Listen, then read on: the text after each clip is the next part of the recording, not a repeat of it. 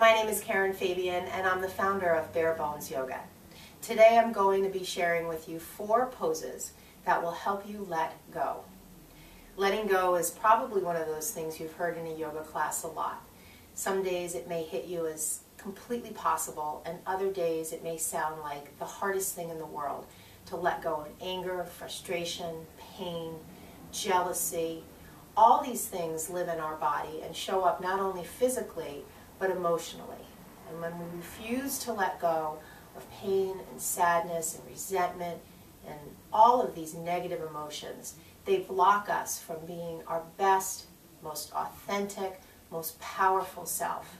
So it's important that in a yoga practice we not only work our body to get stronger and more flexible, but we also include poses that help us relax and let go and release not only the physical tension, but also some of these things that on an emotional level can be stored in the body as well. Several of these poses that involve letting go involve keeping the body at one level. Although some lift the feet up above the head to drain the feet and the legs of excess fluid and blood that needs to be reoxygenated. Other postures involve hanging our head low to refresh our brain with fresh blood so we can feel energized and more awake. All of the poses involve centering and helping you connect better to yourself.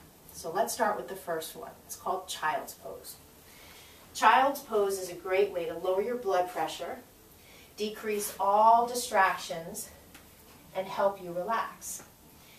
However, for many people, Child's Pose can be incredibly painful. So I'll set it up with some props to show you a way to make the pose more comfortable. If you put a blanket under your knees and a block under your head, you'll be more supported. And it will allow you to very deeply relax in the body. This way the knees are supported, the head is the same level as the heart and the hips, and that allows for a greater opportunity to bring the blood pressure to better levels. As the head is down, focus on relaxing the shoulders away from the ears. Another way to take Child's Pose is with the knees together, the head on the ground, and the arms behind, like this. You can also, of course, do it without the blanket.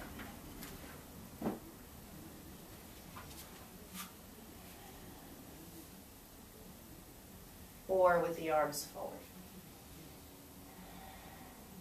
These restorative poses are best held for at least 5 minutes, and they're a great thing to do before going to bed.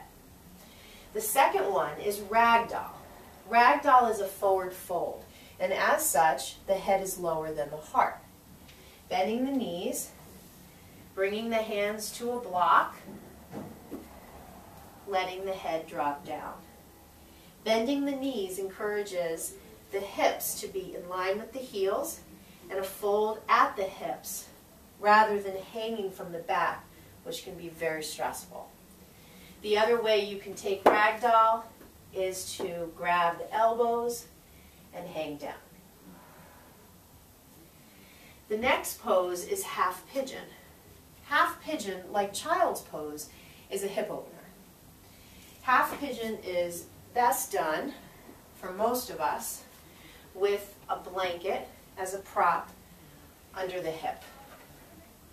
Bringing the knee right in front of the hip, place the blanket underneath the hip, center the hips, and fold forward. Again, bringing the head to a block allows an evenness of the body, so the head is no lower than the heart or the hips.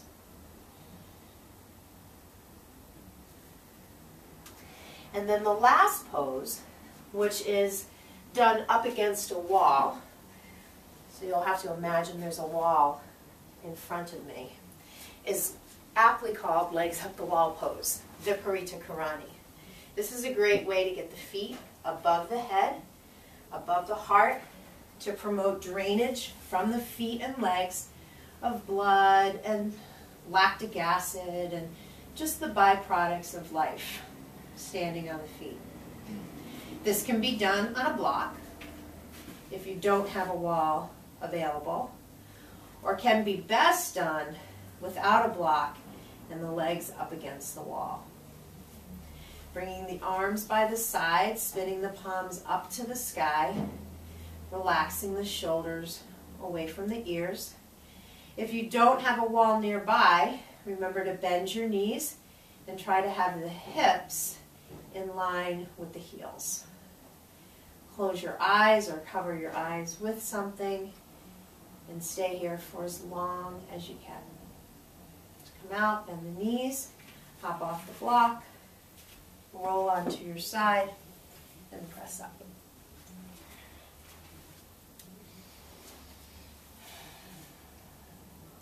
Letting go is both a mental commitment and something that requires physical action.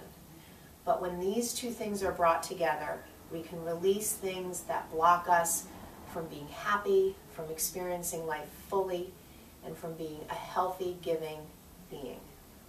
If you have any questions, please email me. Visit my website, barebonesyoga.com. Namaste.